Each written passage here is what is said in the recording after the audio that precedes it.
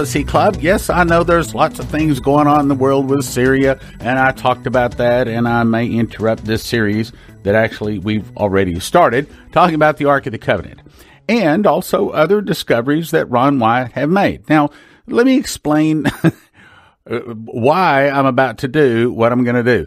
I have never played the audio of this DVD on the radio before. And the reason is because, frankly, it doesn't exactly play that good on radio because, you know, if you can't look at something and you're hearing someone try to describe it, it might not make that much sense.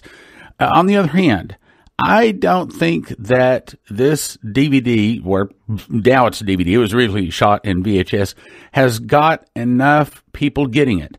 In other words, I tried to tell you how good it is, but I don't think you really understand, so I'm going to actually play the audio. Now, let me explain what it is, because I think once you hear the audio, you're going to say, oh my goodness, you're right, I need to see this video. All right, so here's the situation. Spring 1991, by the hand of God. I did talk about that a little bit, but I think this has to do with winning a lot of souls. The reason God sent Leslie and I on this 2-week tour. Spring 1991, Leslie and I went on a 2-week tour with Ron Wyatt. And every time he talked, I had this video running. And unfortunately, it is 1991, so you can hear the motor running of the VHS in the background. And, you know, it wasn't all that great quality compared to the fancy electronics we have in the cameras today, 4 chips and the like. But for 1991, this was pretty good video. I mean, I used metal tape, the very best tape I could get, and it was a brand new VHS, and it was a top quality VHS. Again, I think it was all the hand of God. But I'm going to go ahead and play the audio, and this may stretch through several broadcasts, but I think once you get a taste of what is on this video, you're going to have it. And no, it's not professional, it's amateur, but it's me in 1991 when I had no idea I would ever be in the ministry. Prophecy Club didn't start till 1993. But I think once you hear what we are simply talking about, you're going to have this, what it's going to come to you on video because we've upgraded it from VHS up to DVD. Now, here's the deal we're putting together. You're going to get 4 discs for a gift of $40. You're going to get this one that was shot in 1991, upgraded to DVD, called Archaeology Confirms the Bible. Another DVD that I did in 2012 called Noah's Ark Confirms the Bible. And it's explaining specifically in pictures, a lot of pictures, showing all about Noah's Ark, what I saw there. Then you're going to get 2 discs made by Michael Rood called End Times Archaeology. The second one is called The Dead Sea Scrolls. 4 discs, valued at $80 for a gift to the ministry of $40. Yeah, it's good for us, keeps us going, but I think you're going to really want to see this information. That's the reason I'm putting it in. I'm going to go ahead and put it on the air. So there's going to be some dead spots. There's going to be some spots where you just hear the motor of the VHS running. But if you'll be patient, if you'll trust me, if you'll place this order, if you'll get this, when you watch it, you will be very glad you have your own personal copy of it. Let's go listen to Ron Wyatt on the DVD that I personally made called Archaeology Confirms the Bible. They quote Genesis, I believe it's 9, as saying the ark landed on the mountain of Ararat. In fact, it says it landed in the mountains, plural, of Urartu, which is the equivalent of saying it landed somewhere in the Rocky Mountains or in the Himalayan mountains. It does not designate one specific spot. This site was seen in an aerial survey in the 50s. It was taken from the U-2 aircraft that was shot down over Russia. Gary Francis Powers filmed this. They had a cover story that a Turkish pilot filmed it. That's not true. It was a NATO aerial survey, and it was to be compared with later surveys in order to determine if there had been any missiles or military sites developed in Russia and in this part of Turkey if the Russians overran it suddenly, which was one of the possibilities and still is. So maybe you want to polish up on your Russian just in case they do that while we're here. But anyway, some people came out to check out this site, and they had listened to all the stories about Noah's Ark being intact. And consequently, when they came here and saw this in the condition that it's in, which, by the way, is a lot more than you could normally expect, and it would not have survived in this condition if God hadn't arranged for it to have been buried, first of all in a lava flow, and then next in some mud flows that followed that. This fossilized the material and preserved a lot more of it than would have been preserved had that not happened. So they came and digged a few holes through what we know to be the gunnels, and they blasted a hole in the side of it back there. In that blast, they blew chunks out of several rib timbers. They blew a large section out of a keelson and went their way, saying that there was nothing of archaeological interest out here. Now then, these people were at least smarter than I am, and the fact that they did not do chemical analysis, metal detector scans, and that sort of thing, I believe to be providential. We're told in Ephesians chapter 1, verse 10, that in the dispensation of fullness of times, God subdued all things unto himself through Christ Jesus. In Matthew, we're told that when the fullness of the time had come, God sent forth his Son. So the reason those people did not realize that this was the remains of Noah's Ark was not a lack of intelligence. It was simply not God's time. And so anyway, later in 1977, we came out, looked at the site based on this aerial survey, and we took samples out of the areas that they had blasted. I did not have an excavation permit and could not have taken good samples had they not blasted these holes in there in 1960. So, as the Bible says, all things work together for good to them that love the Lord. And the men that came out here loved the Lord. The ones in 60, and of course, I love the Lord, and so do you. Anyway, we were able to take these samples, and the results showed a very high iron content. Of course, this told me that ferromagnetic metal detectors would give us readings on this object. So we got one of those, went over it, found that all around this edge that you're looking at here on 9-foot centers, we got very strong metal readings. Now, to make sure that this wasn't something, shall we say, didn't reflect the realities of a boat being under here, we did have an Army officer that dug into one of the big iron plates. We took a sample of that. It was 91+% ferric oxide, or iron, and it was right on the side of a large rib timber. So we have found since that time that this boat is full of tons and tons of massive iron plates and petrified wood. And as this iron oxidized during the time that the wood was fossilizing, it was incorporated into the wood. So we're able to read the fossilized timbers by this metal detection system also. Then we subsurface interface radar system that can penetrate in this type soil down to 70 feet. And this can be focused, much like your binoculars and your cameras. So we were able to look at strata by strata all the way down through this, get the location and size, and to some degree the material or the components of the large structures that remain of Noah's Ark. Now, we were able to do a wee bit of excavating, and right behind me here you see 2 deck support timber. Now, these, you will see another one, and it's only indicated by the difference in color of the site. This is one of the things that many people miss when they are investigating an ancient artifact. They expect too much, and consequently they miss seeing what is there.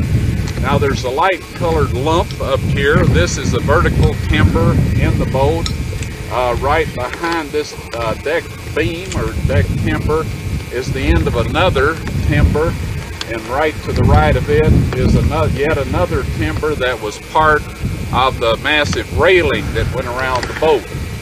Right below these deck beams are deck support timbers that go down vertically and support this. Now, earlier on, exactly opposite to us, were the counterparts of these timbers. However, that has fallen into the gully and is lost. So we're hoping that we can do something rather quickly to stop the deterioration of the back end of what's left of the boat here. But as you progress around the side of this, at even distances, you find these darker spots on the bank. Each of those represent what's left of a timber, and the radar scan, of course, shows that timber under the dirt that, of course, you cannot see through yourself. So anyway, all around the perimeter of this boat on 9-foot centers are massive rib timbers. We were able down in the lower part of the boat to retrieve one of the deck planks. This was fossilized and in quite good state of survival. There are chambers in here that have not collapsed. There's others that are filled with mud and debris. We have found in these chambers animal hair. We have found a petrified antler. They are shed periodically and doesn't hurt the animal. They simply grow another one back. We have found fossilized animal droppings, which are referred to in scientific jargon as corpolites, plus pierced anchor stones of the appropriate size for a 515-foot boat. So there is overwhelming evidence that this is indeed the remains of Noah's Ark. Now, these are also accompanied by inscriptions in the Sumerian script, in the Urartuan script, and in the Hurite hieroglyphics. So all of these things say that this is Noah's Ark, and having been a student of archaeology for some time, as you can tell by the hair color I wear, this is more than is required to identify an object. There is no reason for anybody at this point in time, if they are informed about what is out here, to conclude or to say that this is not the remains of Noah's Ark. Okay, Ron White just told me that all along this side, beginning right there, going down to there, about 18 feet wide, is the door of the ark. He said he could not get a reading on how tall the door was because he couldn't get an angle on his radar. He said, but that confirmed that that is the door. We drilled in there several feet, struck an iron, or rather a brass bar on the way in. It did some awful things to my core drill and to me out on the end of it. But once we got into the chamber, we were able to rig up a scraping device on the end of a stick and reach in and bring out some stuff. As I was dragging this stuff out, apparently I left some in the tunnel. Later, I stuck enough mud in there and jammed it in to fill the back of the hole so it would look like it was a dead end.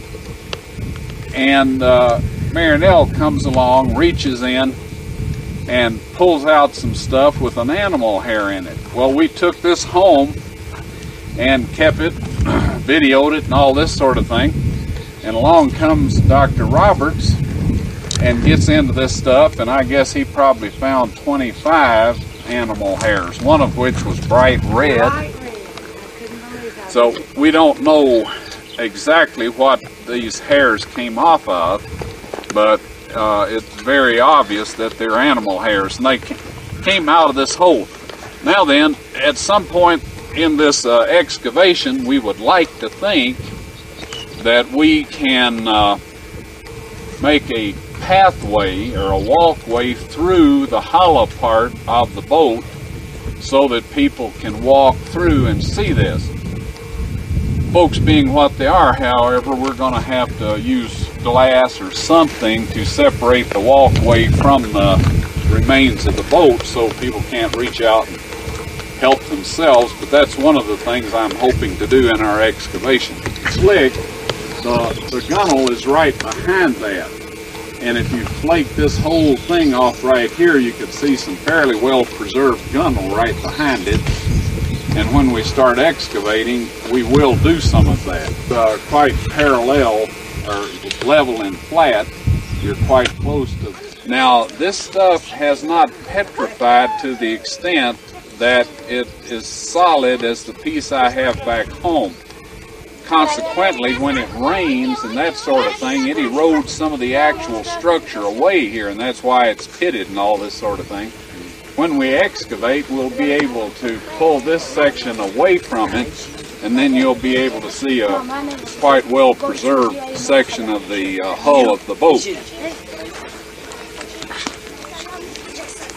Now, as somebody just mentioned a minute ago, if we just come in here and dig the covering off of some of this fossilized material, the first winter it goes through, it'll destroy it. So we have got to cover it first and then excavate it. So that's why it's going to be so expensive. If we just came out and dug the dirt away, we could photograph some very impressive stuff, but that would be the kiss of death, and that is not what archaeologists are supposed to do. And we, of course, as Christians, are supposed to do everything decently and in order. So when we do archaeological digs, when we find pottery, we film it, document it, preserve it, and then we go on. We don't give it the blind dog in the meat house or the bull in the china closet treatment, because doing that will get you booted off of an archaeological site, and for good reason. These people don't know the Lord's coming.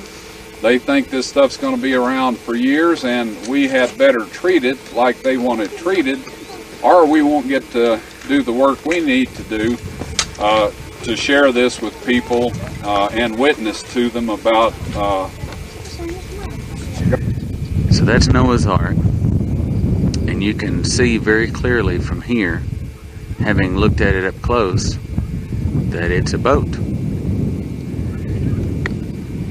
And what they think happened is it actually landed someplace up in here. And then as the mud flows and rains came and snows, it eventually sifted down, came to rest right in there. If you look at the side of the boat, you can see the timbers, the ribs, the way they come up and hold it. What they think happened is the boat came down off of the mountain and would have gone right on down the valley, right on down here, and then finally broken up all down in there. It would have just been a bunch of pieces and all been lost. But as the boat came down off the mountain, it hit that rock right there, and that rock ran up through the side of it and kind of nailed it to the side of the mountain and held it there. And then in 1978, up to that point, it was buried in mud, and there was an earthquake in December of 1978 that dropped the mud from around it, and what helps us to see it so clearly today that it is a boat. This is one of the anchor stones from Noah's Ark. As we look closely, you can see the inscription. See, there's a cross, part of a cross that's broken in half. There's another cross, 1, 2, and you can see there's another larger cross there of Noah's house. What's left of Noah's house after people came out and ransacked it looking for treasures. We are at the site of what appears to have been Noah's home at some point after he left the ark. Right off in this area were 2 grave markers, and we have those on film at home. I took them in 1977. Now, we made a little booklet and made sketches of all these things. And one of the people, a real good Christian, and if you didn't believe it, just ask him. Have you met those kind of folks? When I meet them anymore, they don't get anything. But at that time, I was rather naive, so I gave him one of these books. Well, I was going to bring the group out here in 1984 and show them this. We got down to another village where there was some old millstones, and I showed them that first. While I was showing them that, I saw this guy off with my sketch of the grave markers, showing them to one of the villagers to see if he knew where they were located. At that point in time, I decided that we didn't have time to get out here to see this place. But he persisted, and finally he found somebody that knew where this was, paid them $400 to dig up Mrs. Noah's grave. And again, I have the description of the people that interrogated the guy that dug it up, and some of the folks that saw it as it migrated westward and was eventually sold for over $100 million on the black market in Istanbul. Now that's a pretty impressive sum of money for jewelry. I was told that she had a head dressing of some sort that was made of gold, necklaces, bracelets, but the main thing that she had was some sort of a large bodice that was solid gold and encrusted with many gemstones. And as it turns out, like I said up on the mountain, the only way you're going to get to see that is if you get to heaven, and I assume we'll get a replay of all of this. They dug this grave up, and if you want to walk over and look, you'll see it's quite a long grave.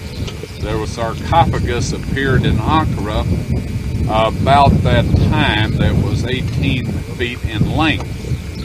It appears that they missed Noah's grave, which is in this area, and as you see, we have our guests back with us again watching to see what we might show interest in. So we're not going to show interest in anything they can carry off and sell to somebody. But when we get started excavating out here, one of the things I hope to do is just come back and excavate this grave of Noah. I doubt seriously that he will have the type jewelry that was on his wife, but at least we'll get to see what size he was and perhaps see something from his period of time that might have been buried with him. When they apparently got word back that this thing had sold for that much money, they came out here and systematically destroyed this building. When I first saw it in 1977, it was pretty much intact except for the roof. And ancient buildings usually have lost their roofs if somebody hadn't lived in them recently. Now then, if you want to go with us up to this large stone right in the saddle of the valley there, that appears to have been an altar. And from that point you can see the system of fences here that appears to have been a system of corrals and pens. And we were told that Noah became a husbandman. And of course there's cattle husbandry, and it's specifically mentioned that he planted some grapes or a vineyard. Ron thinks maybe an altar, possibly the altar that Noah. And this is what we think is Noah's altar. There's some kind of a fencing system where he used to keep his animals, where he raised part of them. Now I'm at a higher point, and as we look back over towards the west, right over there, or we just looked at the anchor stone, and then as we back up and come back down towards the east of the valley, see there's the village of 8, and as we look real close, you can see there's of course Noah's house, and you can see the rows of stone fences that we think he kept some of the animals in, probably for his cattle, to feed his family. You can see the stones standing up. A person might say, how can they move such large heavy stones? We're going to go down and look at Noah's wife's grave, or what's left of it, just a hole in the ground. And he says that it's perhaps 18 feet in length. So they were big people back then.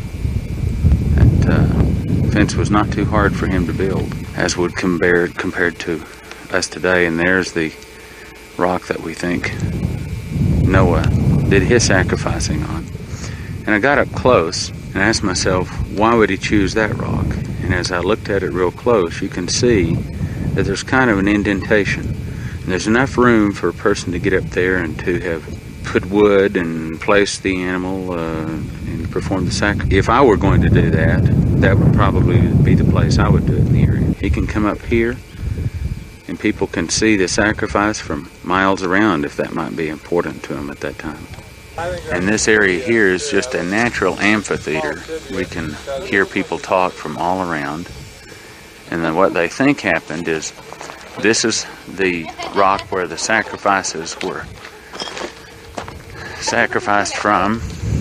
They think that this area here perhaps was once a corral that held the animals, and then the animal was brought right up here. It's a natural place to kill the animal, then taken up there for the sacrifice. They held their worship service right here in this natural amphitheater. And as you listen, you can hear people talk from all over. It just picks up sound every place.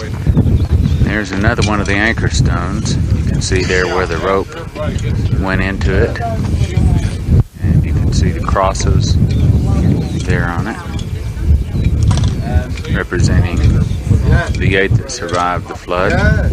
I'll point out a few things to you here that once you notice them, shall we say, will tend to make good sense.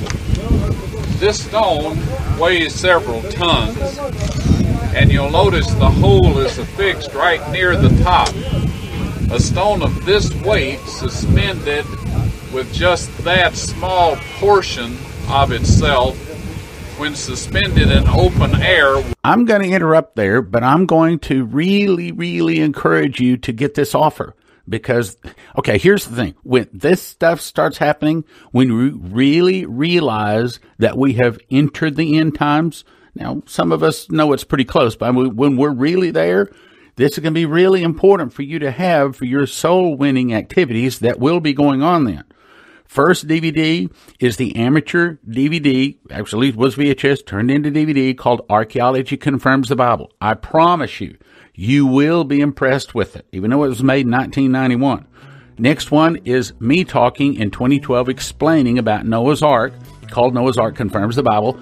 Third one is 2 DVDs made by Michael Rood, End Times Archaeology and the Dead Sea Scrolls. That's 4 discs, gift of $40. I promise you, you will be very glad you get this offer. And as your soul-winning activities begin to increase, as the trouble increases, and apparently with all these wars appearing to be on the horizon now, that may be closer than further off. So it's important for you to get this information.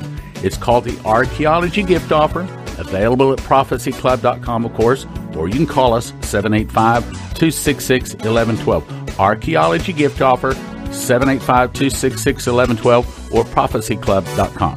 Thank you for listening. Thank you for your prayers, and thank you for your gifts of support. God bless. Now from the Prophecy Club, some exciting opportunities for you. I just made a new DVD giving 4 specific reasons why all people should believe Dimitri Duduman, and 4 specific incidents with him, proving that he was from God. And then I give Dimitri's testimony and his dreams and visions, 2.5 hours. Bree did an awesome job that will surprise you with the information that she has from Kenya and other nations where globalists have been changing Christian nations into globalist anti-Christ nations. You will be shocked. You do not know what is in this DVD. I didn't. I promise you do not know this. You will be shocked. My experiences with Dimitri Duduman and Bree's America's War in Heavens, both for a gift of $40 at prophecyclub.com or 785-266-1112. My experiences with Dimitri Duduman and America's War in the Heavens, 785-266-1112 or prophecyclub.com.